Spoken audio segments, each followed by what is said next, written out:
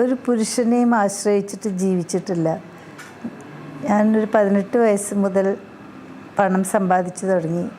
എഴുതി, കഥകൾ എഴുതും, രാത്രി മുഴുവൻ ഇരുന്ന് എഴുതും, കോളംസ് എഴുതും. അപ്പോൾ എനിക്കിപ്പോൾ ആരും ഒരു യജമാനൻ ഉണ്ടായിരുന്നില്ല.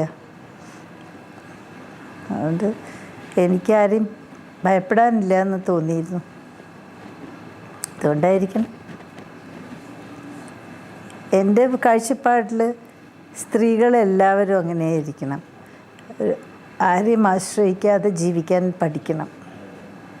എന്നാൽ നമുക്ക് ധൈര്യവും തന്നെ കൈവരും. കവിതയാണോ കഥയാണോ ഇഷ്ടപ്പെട്ട ഏറ്റവും? കവിത. എനിക്കറിയില്ല, കവിതയാവുമ്പോൾ കുറച്ചും കൂടി അതിലൊരു സത്യത്തിൻ്റെ ധ്വനി. കഥയാവുമ്പോൾ നമുക്ക് പലതും എഴുതാം. ഏത് കഥയിലും സത്യത്തിൻ്റെ ഒന്നിച്ച് കുറേ മുക്കാൽ ഭാഗം മറ്റതും ഉണ്ടാവും. ചിലപ്പോൾ കാൽ ഭാഗം സ്വർണത്തിൻ്റെ കൂടെ എലോയ് എന്ന് പറഞ്ഞ പോലെ ശക്തിപ്പെടുത്താൻ ഉപയോഗിക്കും കഥയിൽ. പക്ഷെ കവിതയിൽ അത് ഉപയോഗിച്ചാൽ കവിത ചോർന്നു പോവും.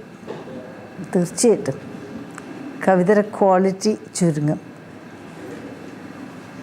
കവിതയുടെ ഒരു പത്രാധിപയായിട്ട് കുറച്ച് കാലമൊക്കെ ജീവിച്ചു ഞാൻ. അപ്പോൾ എനിക്ക് ശരിക്കുള്ള കവിത എന്താണെന്ന് മണത്ത് മനസ്സിലാക്കാൻ പഠിച്ചു.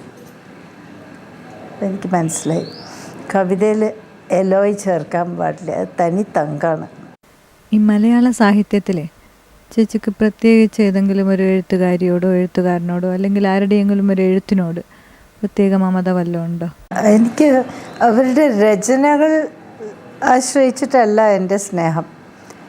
എന്നോട് അവരുടെ പെരുമാറ്റം, സ്നേഹപൂർവം അവരെന്നോട് പെരുമാറിയോ എന്ന സ്നേഹം വരും. അപ്പോൾ പിന്നെ അല്ലാതെ രചനകൾ നോക്കി പ്രേമിക്കാൻ വയ്യല്ലോ, അല്ല സ്നേഹിക്കാൻ. എനിക്ക് വിജയലക്ഷ്മി ഇഷ്ടമാണ്. കഥകൾ ബഷീറിൻ്റെ കഥകൾ പോലെയൊക്കെ ഏതാണ്ടൊക്കെയാണ് നിങ്ങളുടെ എഴുത്തെന്ന് പലപ്പോഴും തോന്നുന്നുണ്ട്. വളരെ തുറന്ന് നിഷ്കളങ്കമായ എഴുത്ത്. ബഷീർ കഥകൾ വായിച്ചിട്ടുണ്ടാവുമല്ലോ? അധികമൊന്നുമില്ല. ബാല്യകാല സഖി, അതാണ് എനിക്ക് നല്ല ഓർമ്മയായിട്ട് നിൽക്കുന്നത്. സുഹ്റയുടെയും മജീദിൻ്റെ പ്രേമം, അതും എനിക്ക് പ്രേമസങ്കല്പത്തിന് ഒരു ശക്തി തന്നു. ആ കഥ എന്താണ് പ്രേമെന്ന് മനസ്സിലായി. പ്രത്യേകിച്ച് എനിക്കിഷ്ടമുള്ള സീൻ എന്താ, കാലുമ്മലൊരു കുരു വരണം, അത് പഴുത്ത അത് ചുംബിച്ചു പെൺകുട്ടി, അപ്പോൾ അത് പൊട്ടി. ഞാനതൊന്നും മറക്കില്ല എന്ന്. ബഷീറിനെ അറിയാം. അപ്പം ഞാൻ വിചാരിച്ചു ഇതാ ഒരാൾക്ക് ശരിക്കും പ്രേമം എന്താണെന്ന് മനസ്സിലായി. അതുമാതിരി ഞാൻ എന്നോ പണ്ട് ചെറുപ്പത്തിൽ വായിച്ചിട്ടുണ്ട്. ഒരു ഇതൊന്നും കൂടി അറിയില്ല, ശരിയെന്നാ പറയണ. ഒരു കുഷ്ഠരോഗിയെ ഒരു പെണ്ണ് സ്നേഹിച്ചിട്ട് അവൾ അയാളെ നോക്കാമെന്ന് പറഞ്ഞിട്ട് ഇറങ്ങിപ്പോയത്. ഏതോ ഒരു ഇംഗ്ലീഷ് കഥ ഞാൻ വായിച്ചിട്ടുണ്ട്. വല്ലാണ്ട് മനസ്സിൽ തട്ടി.